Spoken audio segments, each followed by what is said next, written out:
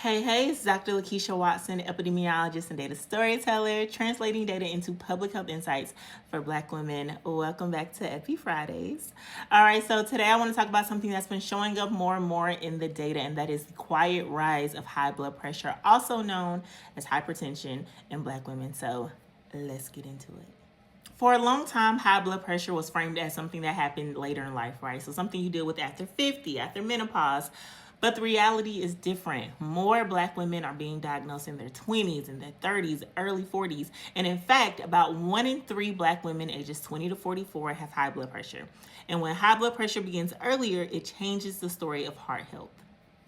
Hypertension isn't just about whether you have it, it's about how long your body has been living with it.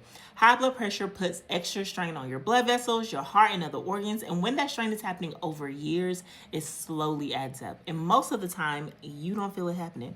That's why hypertension is often called a silent condition. You can feel completely normal while your blood pressure is slowly increasing.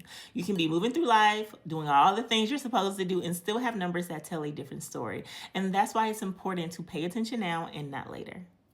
We're often told high blood pressure is about salt or exercising. Yes, those things are important, they do matter. But our blood pressure also reflects the environments we move through every day, the pace of our lives, the expectations placed on us, the responsibilities we carry over time. And many Black women are navigating multiple roles at once, often with very little room to slow down for ourselves, and our bodies respond to that. Not always immediately and not always in ways we can feel right away, but over time, the body keeps track of what it has been carrying. That's why paying attention earlier matters, not because something is necessarily wrong right now, but because protecting your heart is a long game. The earlier we understand our numbers, the more opportunity we have to protect our health over the long run. All right, so understanding our heart health isn't only for our mamas and aunties, okay? It's for the woman climbing professionally, the woman in grad school, the entrepreneur, the new mom, and the woman who looks healthy and feels mostly fine. Because heart health isn't something that suddenly becomes important later in life, it's something we protect throughout the life we're living right now.